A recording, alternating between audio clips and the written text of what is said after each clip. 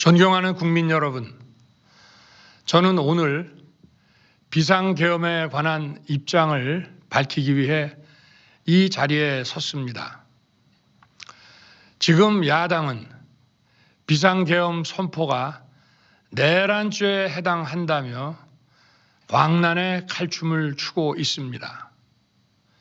정말 그렇습니까? 과연 지금 대한민국에서 국정마비와 국헌문란을 벌이고 있는 세력이 누구입니까? 지난 2년 반 동안 거대 야당은 국민이 뽑은 대통령을 인정하지 않고 끌어내리기 위해 퇴진과 탄핵 선동을 멈추지 않았습니다. 대선 결과를 승복하지 않은 것입니다. 대선 이후부터 현재까지 무려 178회에 달하는 대통령 퇴진 탄핵 집회가 임기 초부터 열렸습니다. 대통령의 국정 운영을 마비시키기 위해 우리 정부 출범 이후부터 지금까지 수십 명의 정부 공직자 탄핵을 추진했습니다. 탄핵된 공직자들은 아무 잘못이 없어도 소추부터 판결 선고시까지 장기간 직무가 정지됩니다. 탄핵이 발의되고 소추가 이루어지기 전 많은 공직자들이 자진 사퇴하기도 하였습니다. 탄핵 남발로 국정을 마비시켜 온 것입니다. 장관, 방통위원장 등을 비롯하여 자신들의 비위를 조사한 감사원장과 검사들을 탄핵하고 판사들을 겁박하는 지경에 이르렀습니다. 자신들의 비위를 덮기 위한 방탄 탄핵이고 공직기관과 법질서를 완전히 무너뜨리는 것입니다. 뿐만 아니라 위헌적 특검 법안을 27번이나 발의하면서 정치 선동 공세를 가해 왔습니다. 급기야는 범죄자가 스스로 자기에게 면죄부를 주는 셀프 방탄 입법까지 밀어붙이고 있습니다. 거대 야당이 지배하는 국회가 자유민주주의의 기반이 아니라 자유민주주의 헌정 질서를 파괴하는 괴물이 된 것입니다. 이것이 국정마비요, 국가 위기 상황이 아니면 무엇이란 말입니까? 이것뿐만이 아닙니다. 지금 거대 야당은 국가 안보와 사회 안전까지 위협하고 있습니다. 예를 들어 지난 6월 중국인 3명이 드론을 띄워 부산에 정박 중이던 미국 항공모함을 촬영하다 적발된 사건이 있었습니다. 이들의 스마트폰과 노트북에서는 최소 2년 이상 한국의 군사시설들을 촬영한 사진들이 발견됐습니다. 지난달 40일에는 40대 중국인이 드론으로 국정원을 촬영하다 붙잡혔습니다. 이 사람은 중국에서 입국하자마자 곧장 국정원으로 가서 이 같은 일을 벌인 것으로 확인됐습니다. 하지만 현행 법률로는 외국인의 간첩 행위를 간첩죄로 처벌할 길이 없습니다. 이러한 상황을 막기 위해 형법의 간첩죄 조항을 수정하려 하였지만 거대 야당이 완강히 가로막고 있습니다. 지난 정권 당시 국정원의 대공수사권을 박탈한 것도 모자라서 국가보안법 폐지도 시도하고 있습니다. 국가 안보를 위협하는 간첩을 잡지 말라는 것 아닙니까? 북한의 불법적인 핵무장과 미사일 위협 도발에도, GPS 교란과 오물 풍선에도, 민주노총 간첩 사건에도 거대 야당은 이에 동조할 뿐 아니라 오히려 북한 편을 들면서 이에 대응하기 위해 고군분투하는 정부를 흠집내기만 했습니다. 북한의 불법 핵 개발에 따른 유엔 대북 제재도 먼저 풀어야 한다고 주장합니다. 도대체 어느 나라 정당이고 어느 나라 국회인지 알 수가 없습니다. 검찰과 경찰의 내년도 특경비, 특활비 예산은 아예 0원으로 깎았습니다. 금융 사기 사건, 사회적 약자 대상 범죄, 마약 수사 등 민생 침해 사건 수사, 그리고 대공 수사에 쓰이는 기묘한 예산입니다. 마약, 딥페이크 범죄 대응 예산까지도 대폭 삭감했습니다. 자신들을 향한 수사 방해를 넘어 마약 수사, 조폭 수사와 같은 민생 사범 수사까지 가로막는 것입니다. 대한민국을 간첩 천국, 마약 소굴, 조폭 나라로 만들겠다는 것 아닙니까? 이런 사람들이야말로 나라를 망치려는 반국가 세력 아닙니까? 그래놓고 자신들의 특권을 유지하기 위한 국회 예산은 오히려 늘렸습니다. 경제도 위기 비상 상황입니다. 거대 야당은 대한민국의 성장 동력까지 꺼뜨리려고 하고 있습니다. 민주당이 삭감한 내년 예산 내역을 보면 잘 알 수 있습니다. 원전 생태계 지원 예산을 삭감하고 체코 원전 수출 지원 예산은 무려 90%를 깎아버렸습니다. 차세대 원전 개발 관련 예산은 거의 전액을 삭감했습니다. 기초과학연구, 양자, 반도체, 바이오 등 미래 성장 동력 예산도 대폭 삭감했습니다. 동해가스전 시추 예산, 이른바 대왕고래 사업 예산도 사실상 전액 삭감했습니다. 청년 일자리 지원 사업, 취약계층 아동 자산 형성 지원 사업, 아이들 돌봄 수당까지 손을 댔습니다. 산업 생태계 조성을 위한 혁신 성장 펀드, 강소기업 육성 예산도 삭감했습니다. 재해 대책 예비비는 무려 1조 원을 삭감하고 팬데믹 대비를 위한 백신 개발과 관련 R&D 예산도 깎았습니다. 이처럼 지금 대한민국은 거대 야당의 의회 독재와 폭거로 국정이 마비되고 사회 질서가 교란되어 행정과 사법의 정상적인 수행이 불가능한 상황입니다.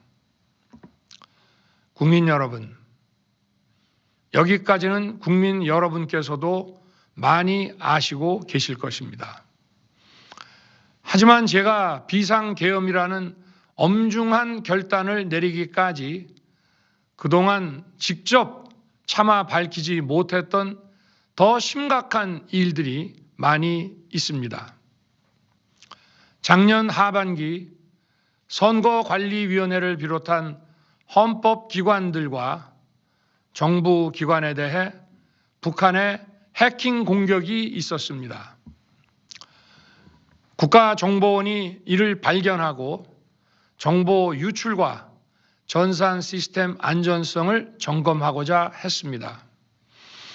다른 모든 기관들은 자신들의 참관하에 국정원이 점검하는 것에 동의하여 시스템 점검이 진행되었습니다.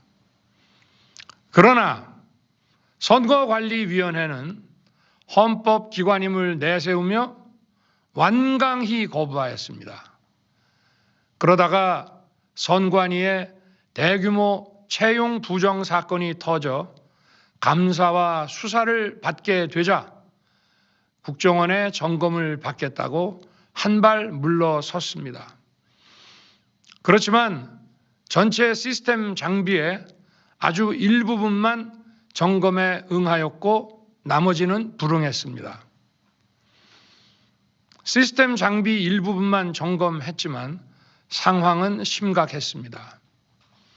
국정원 직원이 해커로서 해킹을 시도하자 얼마든지 데이터 조작이 가능하였고 방화벽도 사실상 없는 것이나 마찬가지였습니다. 비밀번호도 아주 단순하여 1, 2, 3, 4, 5 같은 식이었습니다. 시스템 보안 관리 회사도 아주 작은 규모의 전문성이 매우 부족한 회사였습니다. 저는 당시 대통령으로서 국정원의 보고를 받고 충격에 빠졌습니다. 민주주의 핵심인 선거를 관리하는 전산 시스템이 이렇게 엉터리인데 어떻게 국민들이 선거 결과를 신뢰할 수 있겠습니까? 선관위도 국정원의 보안 점검 과정에 입회하여 지켜보았지만 자신들이 직접 데이터를 조작한 일이 없다는 변명만 되풀이할 뿐이었습니다. 선관위는 헌법기관이고 사법부 관계자들이 위원으로 있어 영장에 의한 압수수색이나 강제 수사가 사실상 불가능합니다. 스스로 협조하지 않으면 진상규명이 불가능합니다. 지난 24년 4월 총선을 앞두고도 문제 있는 부분에 대한 개선을 요구했지만 제대로 개선되었는지는 알 수 없습니다. 그래서 저는 이번에 국방장관에게 선관위 전산 시스템을 점검하도록 지시한 것입니다. 최근 거대 야당 민주당이 자신들의 비리를 수사하고 감사하는 서울중앙지검장과 검사들, 헌법기관인 감사원장을 탄핵하겠다고 하였을 때 저는 이제 더 이상은 그냥 지켜볼 수만 없다고 판단했습니다. 뭐라도 해야 되겠다고 생각했습니다. 이들은 이제 곧 사법부에도 탄핵의 칼을 들이댈 것이 분명했습니다. 저는 비상계엄령 발동을 생각하게 되었습니다. 거대 야당이 헌법상 권한을 남용하여 위헌적 조치들을 계속 반복했지만 저는 헌법의 틀 내에서 대통령의 권한을 행사하기로 했습니다. 현재의 망국정 국정마비 상황을 사회 교란으로 인한 행정사법의 국가기능 붕괴 상태로 판단하여 계엄령을 발동하되 그 목적은 국민들에게 거대 야당의 반국가적 패악을 알려 이를 멈추도록 경고하는 것이었습니다. 그럼으로써 자유민주주의 헌정 질서의 붕괴를 막고 국가 기능을 정상화하고자 하였습니다.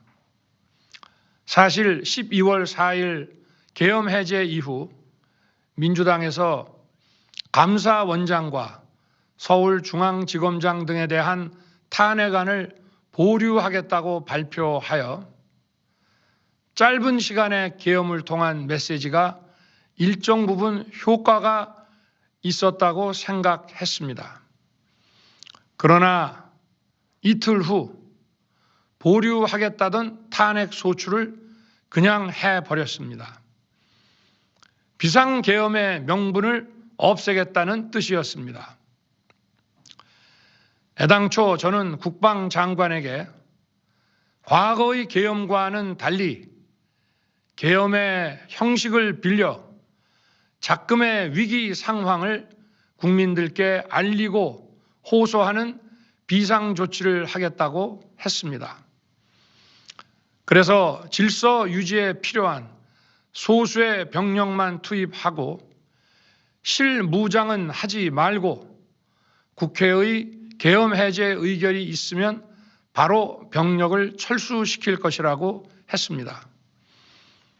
실제로 국회의 계엄 해제 의결이 있자 국방부 청사에 있던 국방장관을 제 사무실로 오게 하여 즉각적인 병력 철수를 지시하였습니다.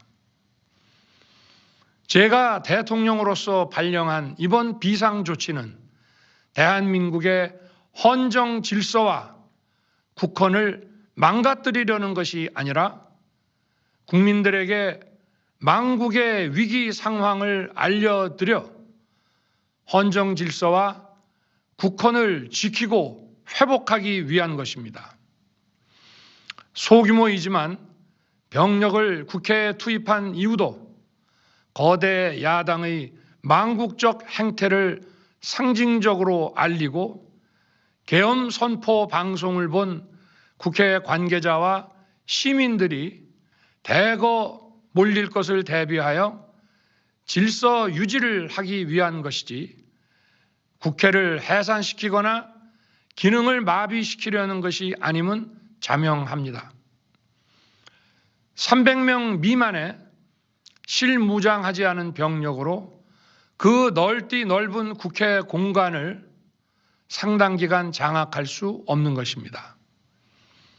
과거와 같은 계엄을 하려면 수만 명의 병력이 필요하고 광범위한 사전 논의와 준비가 필요하지만 저는 국방장관에게 계엄령 발령 담화 방송으로 국민들께 알린 이후에 병력을 이동시키라고 지시했습니다. 그래서 10시 30분 담화 방송을 하고 병력 투입도 11시 30분에서 12시 조금 넘어서 이루어졌으며 1시 조금 넘어 국회의 계엄 해제 결의가 있자 즉각 군 철수를 지시하였습니다. 결국 병력이 투입된 시간은 한두 시간 정도에 불과합니다. 만일 국회 기능을 마비시키려 했다면 평일이 아닌 주말을 기해서 계엄을 발동했을 것입니다. 국회 건물에 대한 단전 단수 조치부터 취했을 것이고 방송 송출도 제한했을 것입니다. 그러나 그 어느 것도 하지 않았습니다. 국회에서 정상적으로 심의가 이루어졌고 방송을 통해 온 국민이 국회 상황을 지켜보았습니다.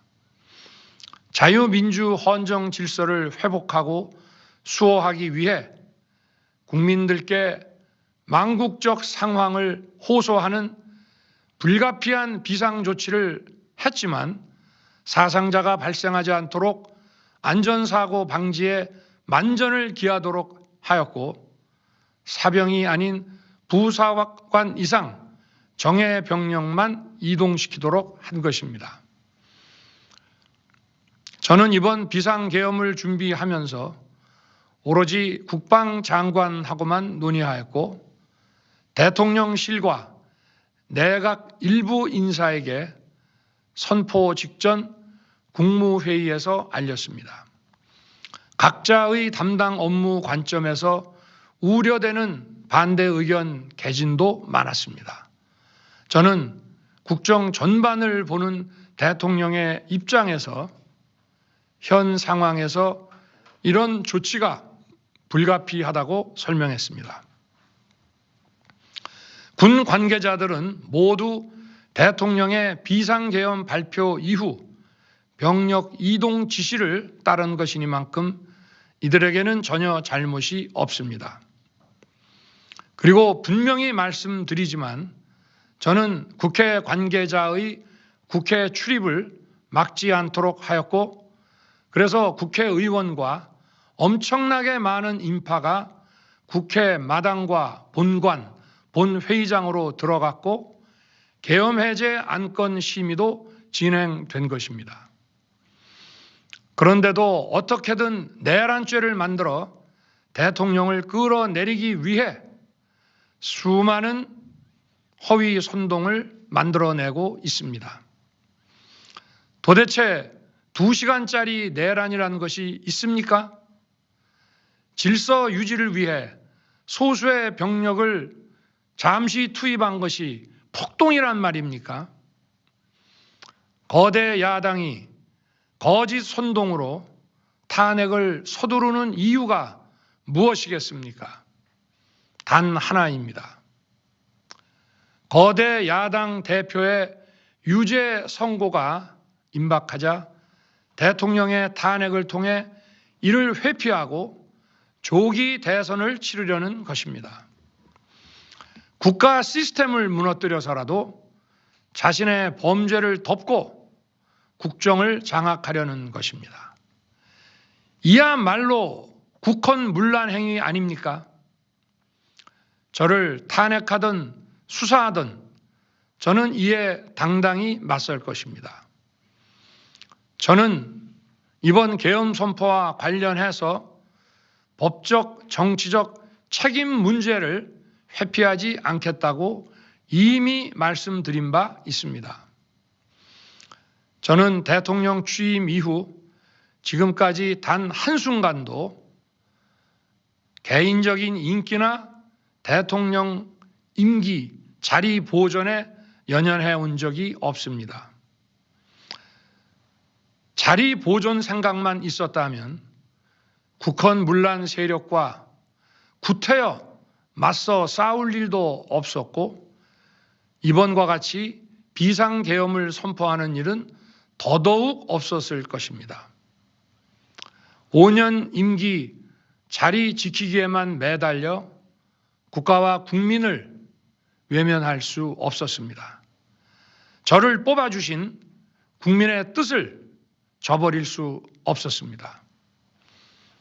하루가 멀다 하고 다수의 힘으로 입법 폭고를 일삼고 오로지 방탄에만 혈안되어 있는 거대 야당의 의회 독재에 맞서 대한민국의 자유민주주의와 헌정 질서를 지키려 했던 것입니다. 그 길밖에 없다고 판단해서 내린 대통령의 헌법적 결단이자 통치 행위가 어떻게 내란이 될 수 있습니까? 대통령의 비상계엄 선포권 행사는 사명권 행사, 외교권 행사와 같은 사법심사의 대상이 되지 않는 통치 행위입니다. 국민 여러분, 지금 야당은 저를 중범죄자로 몰면서 당장 대통령직에서 끌어내리려 하고 있습니다. 만일 망국적 국헌문란 세력이 이 나라를 지배한다면 어떤 일이 벌어지겠습니까? 위헌적인 법률, 셀프 면죄부 법률, 경제 폭망 법률들이 국회를 무차별 통과해서 이 나라를 완전히 부술 것입니다. 원전 산업, 반도체 산업을 비롯한 미래 성장 동력은 고사될 것이고 중국산 태양광 시설들이 전국의 살림을 파괴할 것입니다. 우리 안보와 경제의 기반인 한미 동맹, 한미일 공조는 또다시 무너질 것입니다. 북한은 핵과 미사일을 고도화하여 우리의 삶을 더 심각하게 위협할 것입니다. 그러면 이 나라 대한민국의 미래가 어떻게 되겠습니까? 간첩이 활개치고 마약이 미래 세대를 망가뜨리고 조폭이 설치는 그런 나라가 되지 않겠습니까? 지금껏 국정 마비와 국헌 문란을 주도한 세력과 범죄자 집단이 국정을 장악하고 대한민국의 미래를 위협하는 일만큼은 어떤 일이 있어도 막아야 합니다. 저는 끝까지 싸울 것입니다. 국민 여러분, 국정 마비의 망국적 비상 상황에서 나라를 지키기 위해 국정을 정상화하기 위해 대통령의 법적 권한으로 행사한 비상계엄 조치는 대통령의 고도의 정치적 판단이고 오로지 국회의 해제 요구만으로 통제할 수 있는 것입니다. 이것이 사법부의 판례와 헌법학계의 다수 의견임을 많은 분들이 알고 있습니다. 저는 국회 해제 요구를 즉각 수용했습니다. 계엄 발령 요건에 관해 다른 생각을 가지고 계신 분들도 있습니다만 나라를 살리려는 비상 조치를 나라를 망치려는 내란 행위로 보는 것은 여러 헌법학자와 법률가들이 지적하는 바와 같이 우리 헌법과 법 체계를 심각한 위험에 빠뜨리는 것입니다. 저는 묻고 싶습니다. 지금 여기저기서 광란에 칼춤을 추는 사람들은 나라가 이 상태에 오기까지 어디서 도대체 무엇을 했습니까? 대한민국의 상황이 위태롭고 위기에 놓여 있다는 생각도 전혀 하지 않았다는 말입니까? 공직자들에게 당부합니다. 엄중한 안보 상황과 글로벌 경제 위기에서 국민의 안전과 민생을 지키는 일에 흔들림 없이 매진해 주시기 바랍니다. 국민 여러분, 지난 2년 반 저는 오로지 국민만 바라보며 자유민주주의를 지키고 재건하기 위해 불의와 부정, 민주주의를 가장한 폭거에 맞서 싸웠습니다. 피와 땀으로 지켜온 대한민국, 우리의 자유민주주의를 지키는 길에 모두 하나가 되어 주시길 간곡한 마음으로 호소드립니다. 저는 마지막 순간까지 국민 여러분과 함께 싸우겠습니다. 짧은 시간이지만 이번 계엄으로 놀라고 불안하셨을 국민 여러분께 다시 한번 사과드립니다. 국민 여러분에 대한 저의 뜨거운 충정만큼은 믿어 주십시오. 감사합니다.